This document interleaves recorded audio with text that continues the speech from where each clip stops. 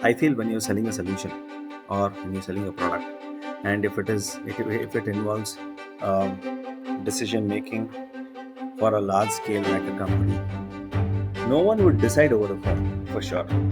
And there are various things, intelligences that that the marketing teams can offer to the sales team, which is will be very complementary. In this era today, in the technology era today, I feel the human touch will make a huge difference in sales.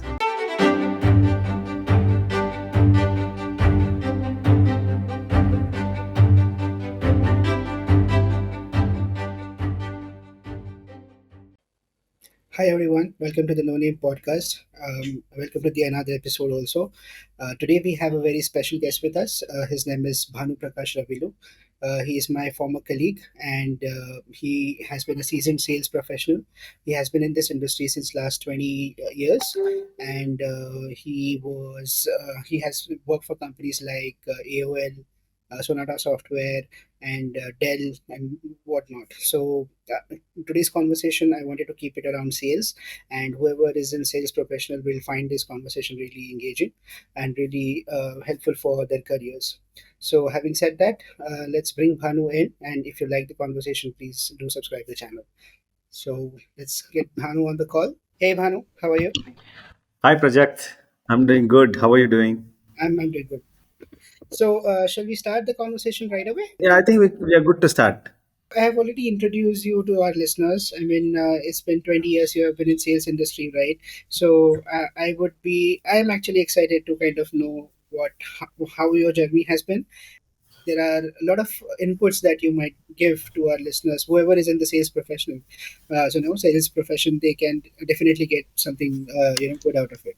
So having said, Yes. I want to understand how was your journey, how it started for you. I mean, how was the sales started? Which company you joined first, and then why sales? Before all these things. Okay, firstly to start with the project, I mean, I'd like to thank you profusely for giving me an opportunity to come over in your uh, you know podcast and share my experiences.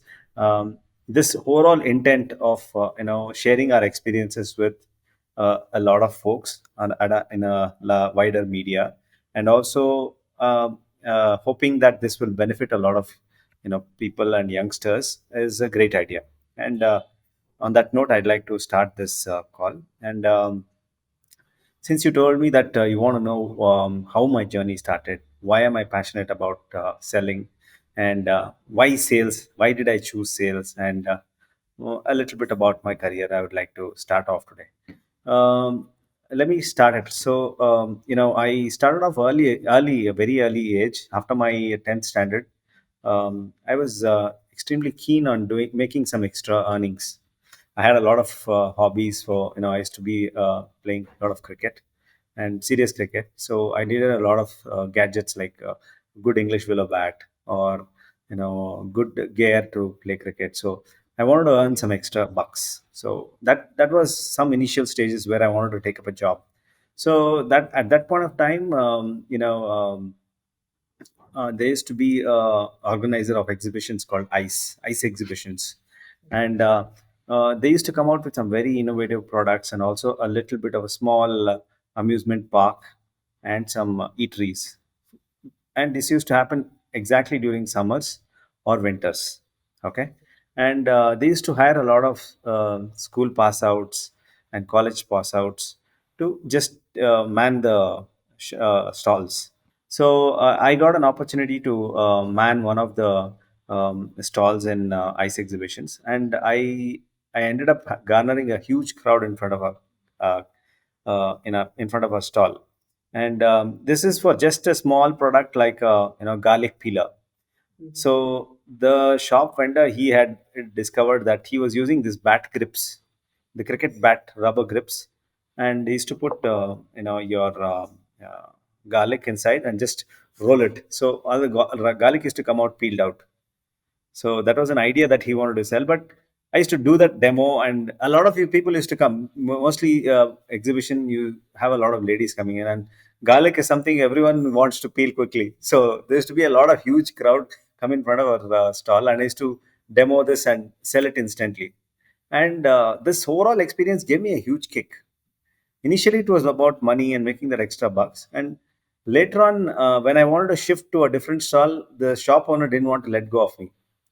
I mean, that whole experience of you being a possession for a product for a company, and your skills being able to convince others, that gave me a different experience altogether.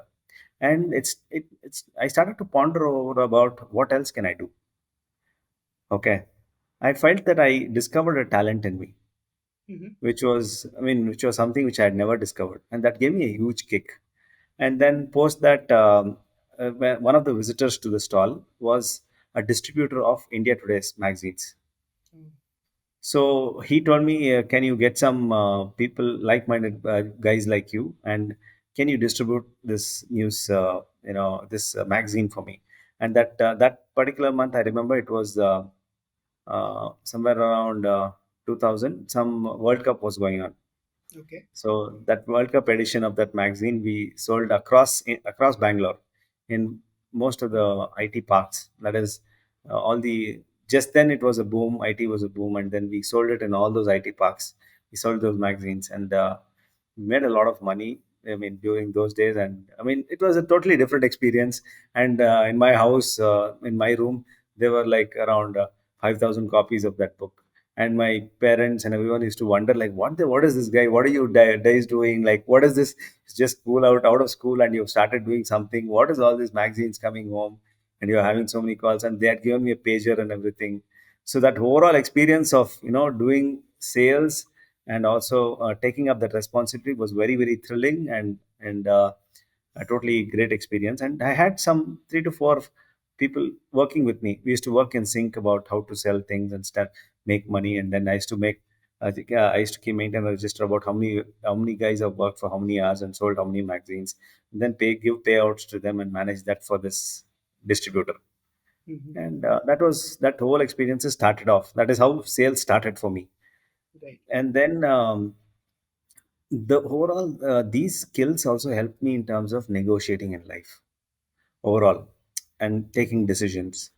And this overall, I felt it was like an extra strength that I got from this overall experience about dealing and interacting with people, understanding their mindset and giving them what they like, and as per their mindset, pitching something, selling the product as per their mindset. Okay. So while this was all happening, then I got an opportunity to work with. I had finished my second PUC, and then I got a chance to work with America Online. One of my friends just took me along with us for an interview which he wanted to attend, and I Okay. also happened to just make a resume along with him, and then I attended the interview in America Online. So uh, just after say this was 2002 Jan, I got an offer from AOL to come Mm-hmm. and join them. I was like totally thrilled, and I joined night college for my degree, and then started working here. Mm-hmm. And this was a life changing experience for me working in AOL. We got world class experience in terms of getting trained in soft skills, language skills, as well as overall sales training that we got. Right. And the culture in such that was in Netscape and AOL was, we used to wait to get back to the office, even though it was night shift, even though it was traveling to ITPL, which was like 3 hours of traveling from the city. I mean, but still, the culture in the company was such that everyone wanted to go back and sell, and they were all waiting to. There used to be a concept called, we had a huge cafeteria, and there used to be a wall of fame, and whoever performs best in that month, they used to be their photo used to be popped up on that in a wall of fame, and it used to be called as Roaring Tigers, and we used to work Okay. hard like crazy to be featuring there. And we used to get incentives like t-shirts and maybe mobile pouches, caps, and so many whatnot. I mean, it used to be sporting those, yeah, t-shirts itself was a matter of pride. And all this accumulative and the skill sets that I learned in AOL. See, they bought some in their sales training. They got some really good skill sets also, which going forward I will narrate it to you. So this is how Sure. my journey started, and this is how the passion for sales I built in. and this international Sales. sales portfolio is begun for me. Right, right. I mean, it's interesting journey, right? I mean, childhood hobby, and then it got converted into a profession, and now it's Yeah, like a good for you, like 9 to 5 job. yeah, So yeah, it's good, I mean, in that way. So, Bhanu, it's been 20 years you are in this industry, right? I mean, you've worked yeah. for a lot of companies and all those. So, how do you think sales has changed so far? So, like, Uh, you started, and now I think it must be a huge, difference. So, what do you think are the things that have changed totally in sales? Yeah, so yeah, definitely that is actually an amazing question, project, because definitely it'll give a perspective about how the trends keep changing and how we need to continuously keep reinventing ourselves and updating ourselves about the upcoming trends. Absolutely. So to begin with, see, initially when I joined a call center, then selling on the phone itself was a new concept. Okay. Okay.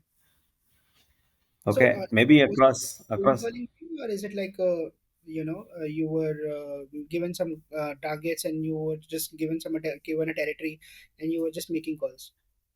Now this was a hardcore call center. I was working for America Online, and they had advertised for free trial Acha, acha. and monthly $23.90 for an internet connection. Right. Okay, They were selling that. so you can call in and cancel after a month, and you will not be charged. If you don't cancel, you'll continue getting billed, and you'll have the service. So you would have non-stop call coming in, and in a day I would attend more than 100 plus calls. And my job was to go ahead and register those customers and Okay. sign them up for a free trial. So that was my job, and then I had to explain the feature, bridges, and benefits. Hmm. Feature was uh, this is what we sell. Bridge is this is fantastic, and benefits are like maybe various features that is available.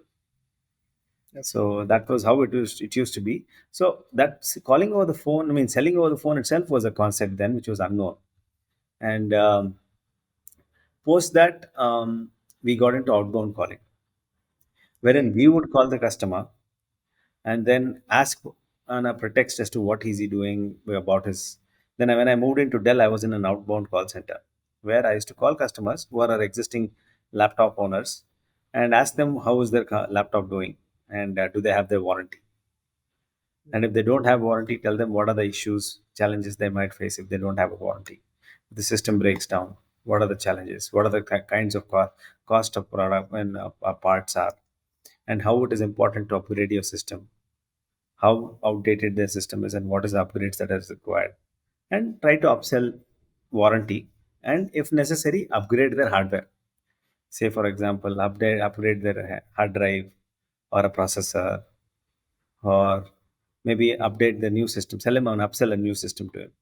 Right. Right. So This those kind was of sales. phone. Everything is Yeah, all this over the phone. yeah. So this was from inbound, I moved into outbound. Okay. And after going to outbound, I started moving into something called as technology sales. I started getting bored about selling something over the phone, just a product. Then I Yeah. wanted to sell something which is a technology. When I sell an idea, a new technology, and how it can transform an organization from selling something to one consumer, and then consumer product, and then selling a solution to a customer, like a cloud solution, maybe infrastructure, changing the company's infrastructure and how it can benefit their company on the long run, on the short run, and what are the technological benefits that they get from going into the cloud, and how scalable it is, and how that scalability helps them, and how it makes that more reliable. So I moved into a company called GoGrid where I started selling, cloud services and cloud infrastructure. So that is another change in trend. And over there, we could just not call people, just not call a customer. We didn't have any customer base. We had to do a study before calling in. We used to make profiles of customers. That is Right. physically, we used to make profiles. We used to open Excel sheets and enter a company's website, and then enter the company's profile, like who are the CEOs, CIOs, if there is any information, and do a deep down study of what the customer is doing, what the company is doing, and why do they need cloud, and are they having a platform, Mm. and do they need a platform now, and how will that help him. Do a little bit study, and then get their contact details from various sources and try calling them. So we used to make every day 5 profiles and make around 30 calls a day. So that was kind of a routine that we used to have, and then we started converting them. So monthly we used to have around 2 or 3 meetings Okay. arranged, and then turnouts and stuff like that. So more became where that is where we entered into a phase where we used to do a lot of uh, discovery work on customers. We used to do a lot of preparation in terms of understanding who the customer is, doing a lot of groundwork there. So there was a change there. So the number of calls we used to make from 100 calls a day to we came down to 30 calls a day or 25 calls a day. But our research work used to be a lot more. Mm. Profiling used to be a lot more. So as in from there, I moved into a company called Dimension Data where we had everything ready. We had a LinkedIn profile. We used to have Salesforce, where there used to be a lot of information ready for us. We used to get gathered a lot of information about who is who in that company, who are the profiles, and we used to systematically call them, log the calls, keep reminders, and we used to have a strategy about what are the kinds of emails which are ready to be sent out to each customer. So there was a pattern that was followed, and we used to have customer meetings continuously arranged in the for our US field sales team to go ahead and meet them. And then we used to follow up and be in sync with the field sales team. And we used to follow up with the customer for the next meeting and understand what is happening internally and gather further intelligences for the sales team. Like there will be news in the internet about the company's initiatives online, cloud initiatives, be it their IT initiatives, their budget for IT spends. All that used to be gathered by us and handed to the field sales team, who then used to go ahead and use that intelligence to gather further connects and then try to convince the customer on different various aspects as to how they can benefit them. So this was another phase. So uh, there's a huge change. You can see the change in stage by stage. Now today we are in a stage where there is data available about what is the customer actively looking for, Mhm. and we just have to tap that information and go after those clients who are really interested. There are so many clients today. See if they have any say for example, if they require a data engineer. Okay, they put it up in their LinkedIn pages about they have a requirement for data engineers. It may be for they have taken up a project. They may be internal purposes, but when we get do a little bit of study, we'll get to know whether they are doing those services or is it for their personal purposes, and then Right. we can go about sending out various details in various sources to various profiles on what their need is, and then maybe we can bag a order from them. Yeah, I mean, this was going to be my next question actually. So, sales is a complicated job. I mean, you have to go find people. You have to convince them that this is something that you need at the first place before they even Yeah. think of making the decision whether to buy. So, how? What are the techniques? The salespeople normally should have that in mind. Like, okay, I have a product now. I want to kind of sell out there. So, there's some, as you said, there is a lot of inside information, available of the customers. But at the same time, they also need to learn about their products. They also need to learn what they are selling, why they are selling. So I wanted to ask you a broader question to see to kind of know what exactly the techniques that you used to follow or you still follow to convince people, or at the same time to kind of go for what they need and then sell it. See, when I'm going ahead and there are various stages in a sales cycle. Like first thing is prospecting, Right. identifying your prospects. That itself is a task. Yeah. Now, see, in sales, All these things are bifurcated.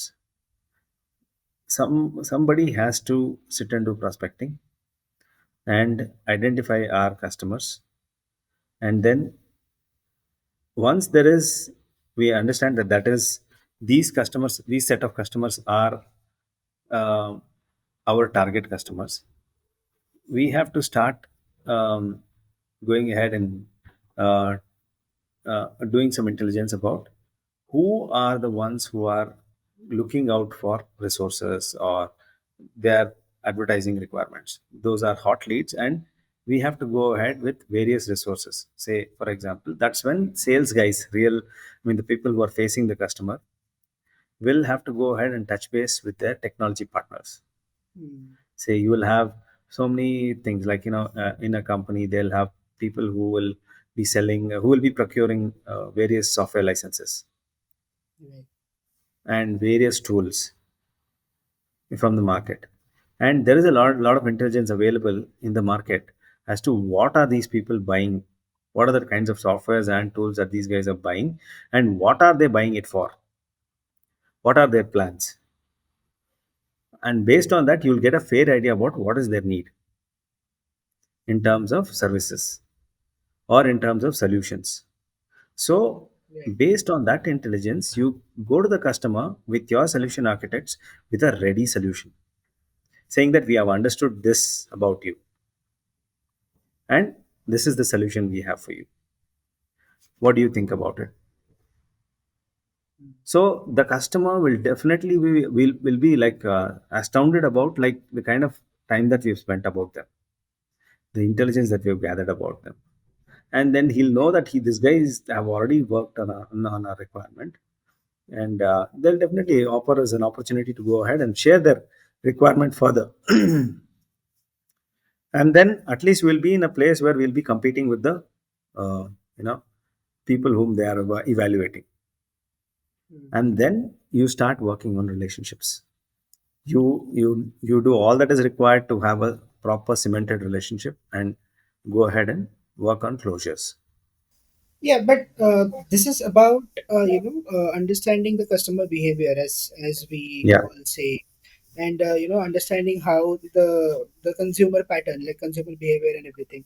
So, but I wanted to ask you the different side of thing. For example, I have a product in hand, but what are some of the things that I should know as a salesperson about that product, about those services that we are selling, kind of So, I mean, primarily I've seen salespeople do not kind of focus on that much, like why we are doing this, why there's a need in the market.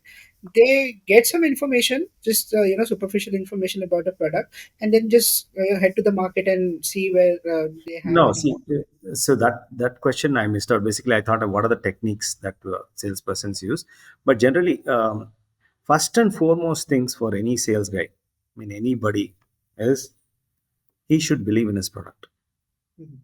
So to believe in his product, he has to do a deep dive into what is that customer, what is your product or what is your service, and whose problem is this product and service solving, Yeah. and what is the kind of difference it's making to an organization or a person who is having some responsibility in an organization. Right. How are we mitigating any problem for him? If we are clear on that, only then we can take it to the market. So whoever develops a product or creates a services offering has to be clear before even taking it to the market. He has to be clear why is he developing that product, Right. whose problem is his services solving. He has to first convince his sales team and his marketing team as to whether uh, they are clear about what are they, whom are they going after. Without that, I mean, it's meaningless exercise, both for the sales guys as well as the marketing team, and the organization itself will suffer without having a proper knowledge on what they are doing. They're not clear about whom they are doing and what they are solving. They are just having a product. I mean, there are thousands of products like that in the market, but you need to know whose problem what you're selling, because today market is extremely sharp. I mean, anybody, even who comes with a very smallest of smallest basic product also, will showcase their niche and showcase their capability in such a way that the product will be sought after. So I think for the sales guy, he should be first convinced about his product and services, and he should be very confident, and he should take that attitude to the market saying that he believes in his product and his product is the best in the world. Yeah, Without that's that, the sales team will get, it doesn't take too much time for the sales team to lose hopes.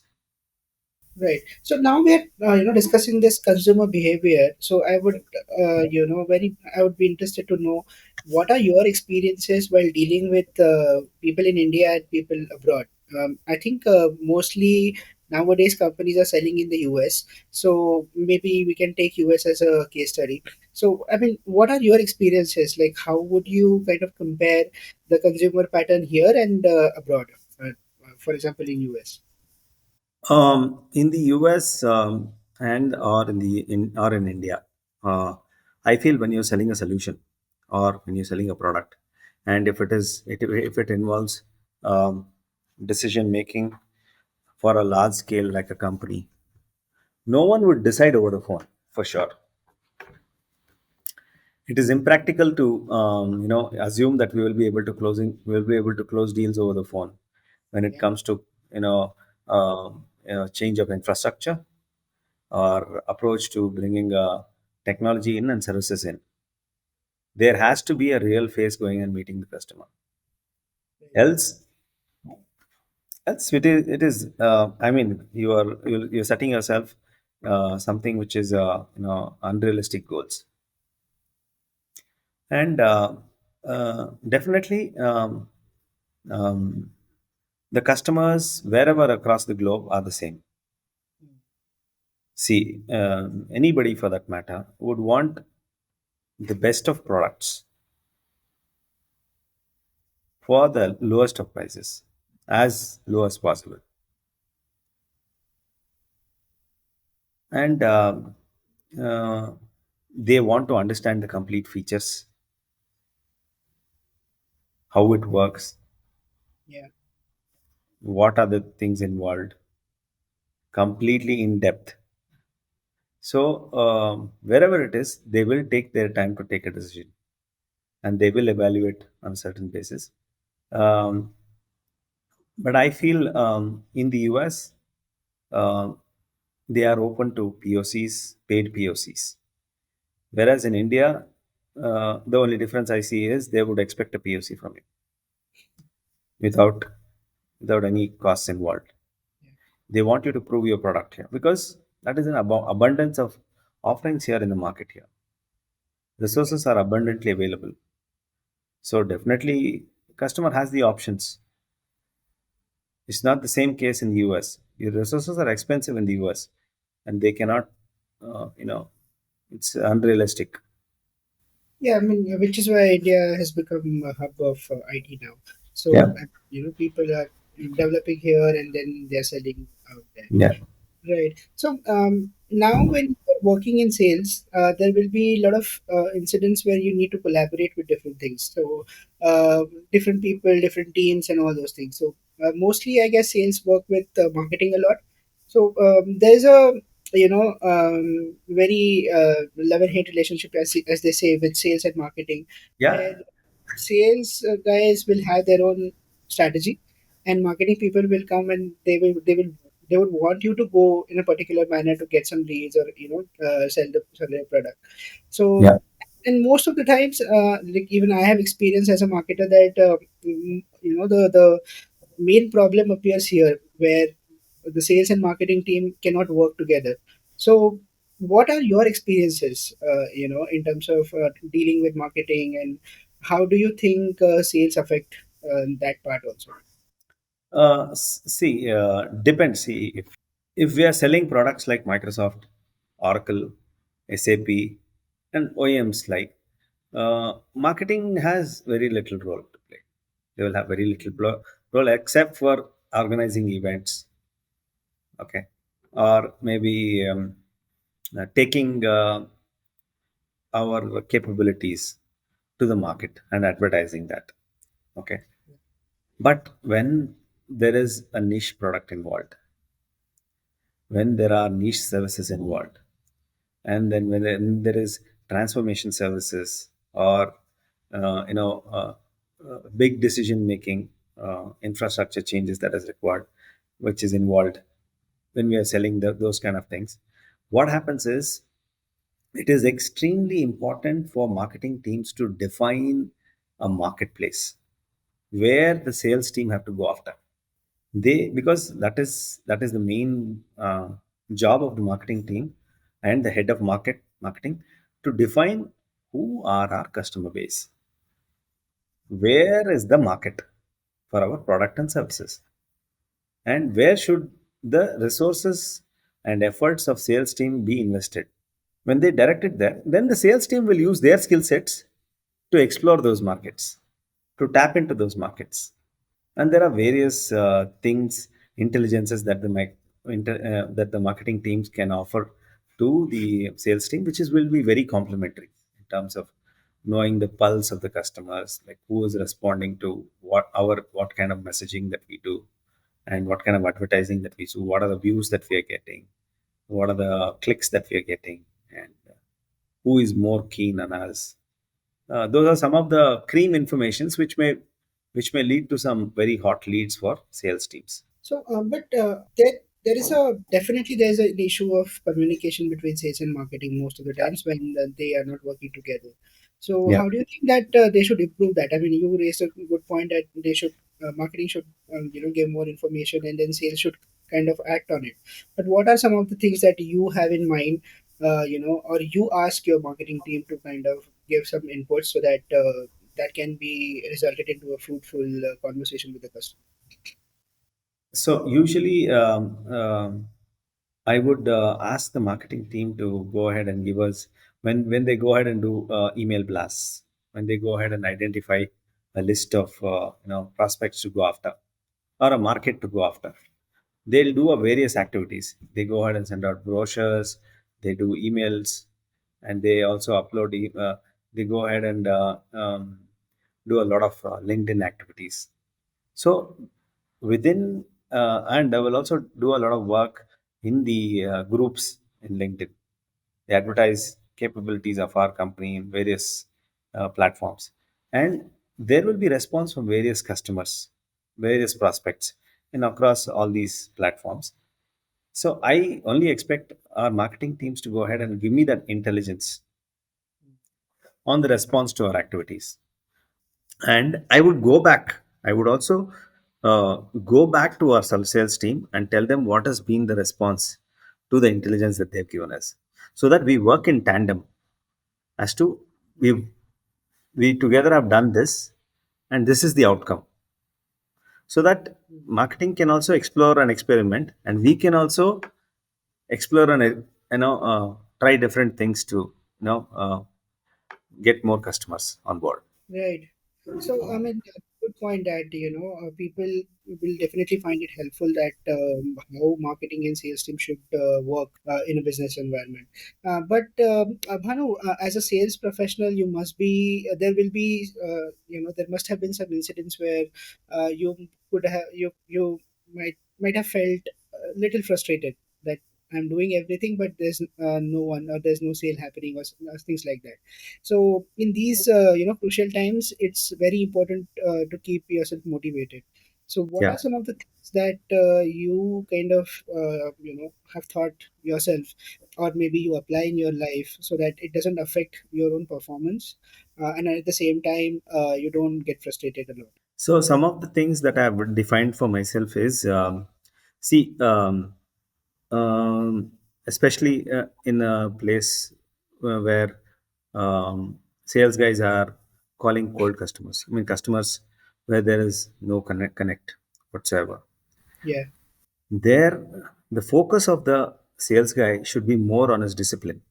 He has to make X amount of calls from the beginning of the day to before lunchtime, Hmm. and then from post lunch to end of day, and end of day to spill over to the day. There'll be some time periods where customers will be free to discuss how punctual you are in calling and how you set your reminders and ensure you do those calls and finish the cycle of 7 calls, 7 touches, and how you think through and send out emails each time you call and leave a message to the customer, and how quickly you can be more creative in sending those emails. And this discipline is more important than the outcomes during times when you don't get connects and when you don't have any a response. These are the parameters you should start measuring yourself, Okay. Yeah, that's a good thing. I mean, than looking at your numbers in terms of how many you converted, how many you have had on board, how many people you're speaking to. I think these are the parameters you should start, grading yourself and start sharpening yourself and get better here, because these are controllables. mm, Your metrics, your discipline, your calling patterns, your customer meetings, and your experimental emails, and the number of direct meetings you have with your customers, and then how many demos you do, and how many behaviors you have identified during the demo. See, during the demo, the customer will say his sales cycle is his decision making time is in 3 months or 4 months. And during the course of the demo, he might get impressed and say, in a week's time, I'll get back to you. So those are the things you should be sharply be able to identify what is happening, what is the change in response. So those are the things I think. But as I said, when you are in challenging times, your own discipline is what you got to focus on, than focusing on the customer outcomes, because those are unpredictables. yeah, but while following this, how do you think is the cooperation from the leadership is important here, right? I mean, while they are doing their best, they would also expect the same cooperation from their leaderships, and most importantly, as a sales is a very target driven job.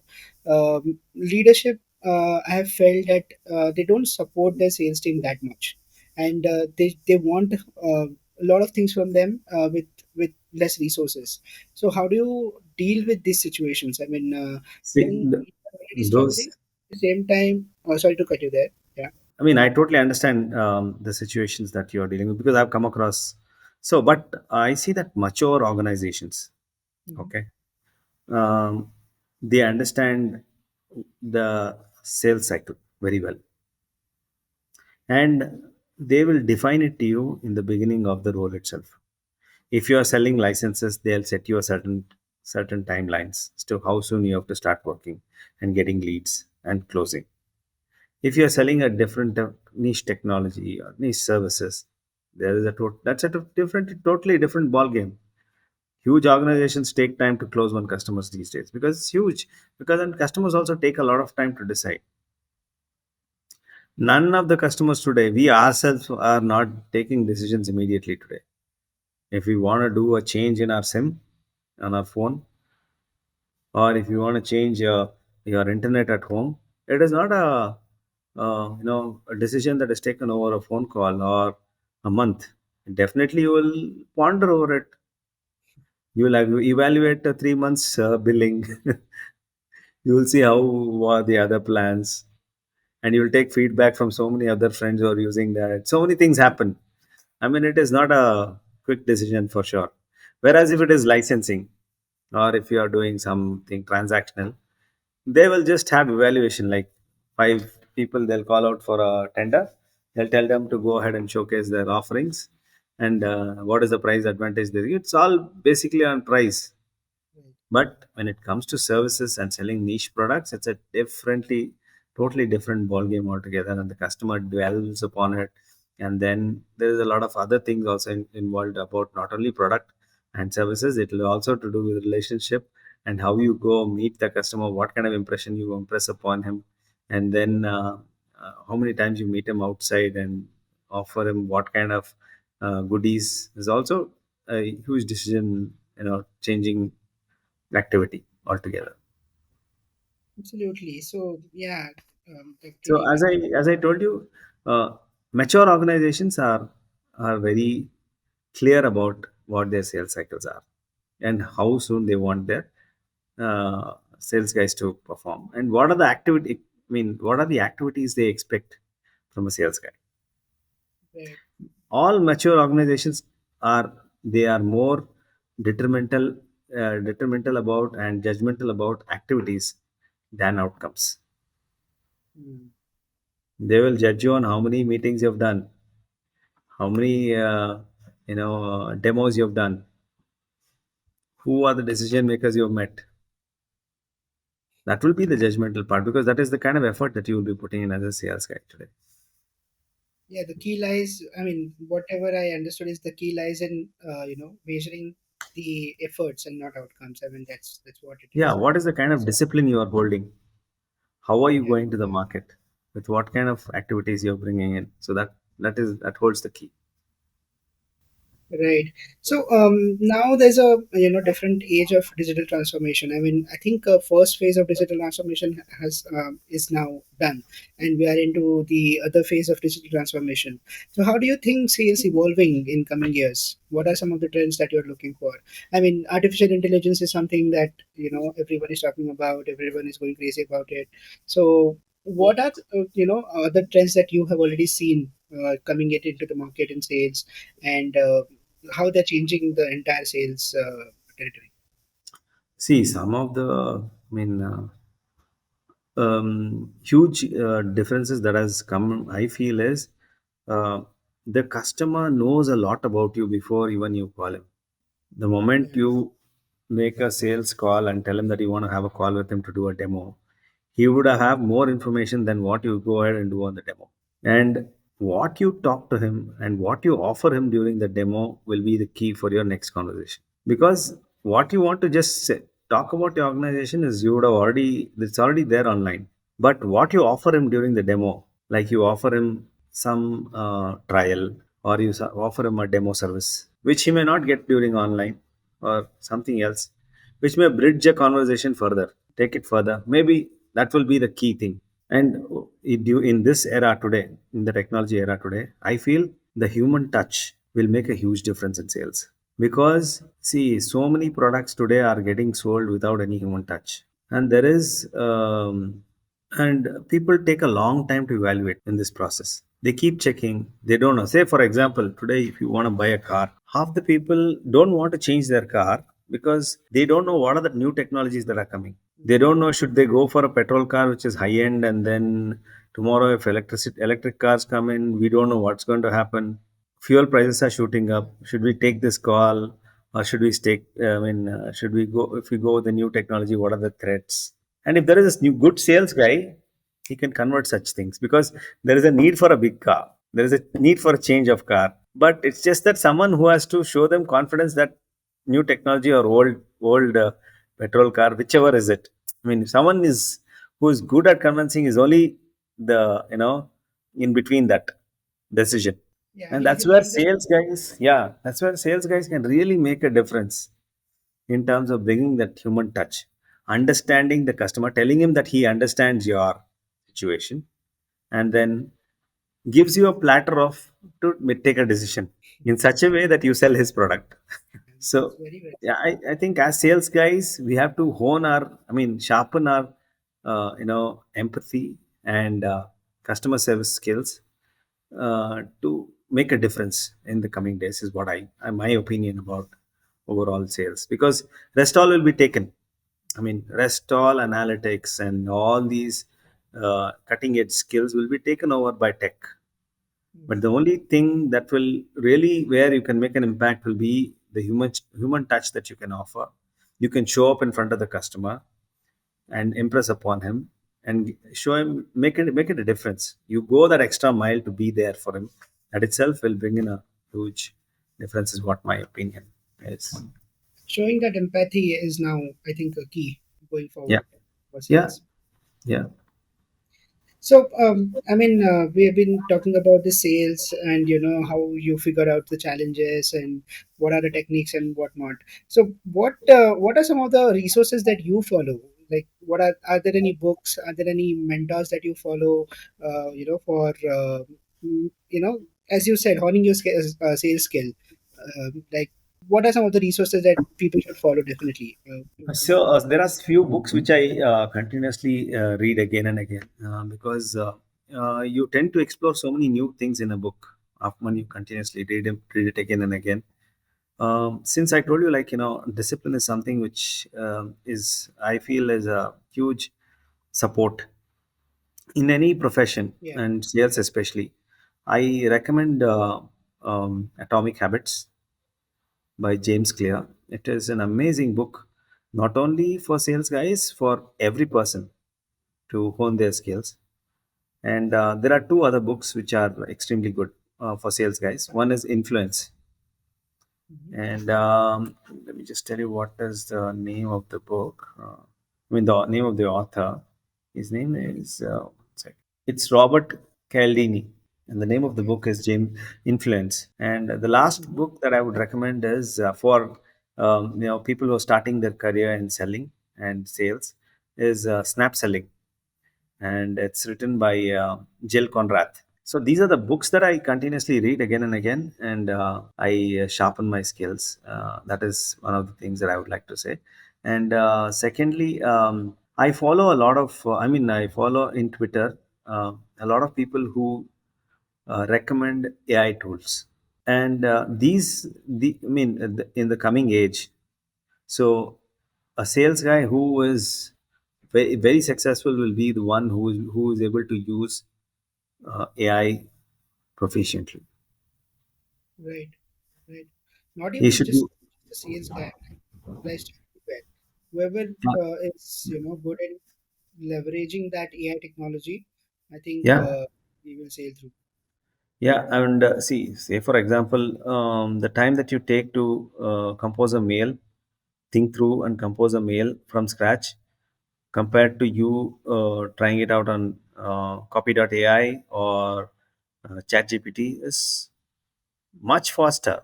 I mean, you can just frame the skeleton of the mail and quickly polish it as per your need and immediately shoot it out. Right. Right. And that gives a lot of help for a sales guy basically. And if he wants to do basically look up for market leaders in certain technology or industry, Yeah. ask these AI prompts. Quickly they will go ahead and give you, go after whom to go after, and then a lot of strategies also they can advise you. So that way, yeah, I think I follow use Twitter also, and I think Mhm. everyone should use Twitter. Is one of my favorite tools to log whatever I do every day. Few things that I do. Yeah. I'm surprised that you haven't spoken about LinkedIn a lot because that is See, something yeah, that LinkedIn is good, but I feel it. These are all tools of the yesteryear now. I mean, it's now taken for granted if you're having a LinkedIn. Yeah, but I feel wherever you are, whichever social media you are in, be it LinkedIn, be it your Insta, or be it your Skype, or I'm sorry, your Twitter, you have to build your followers. I mean, the number of followers you have on the social media will define your capability as a sales guy. How many people you can reach with one post? It will define your strength. yeah.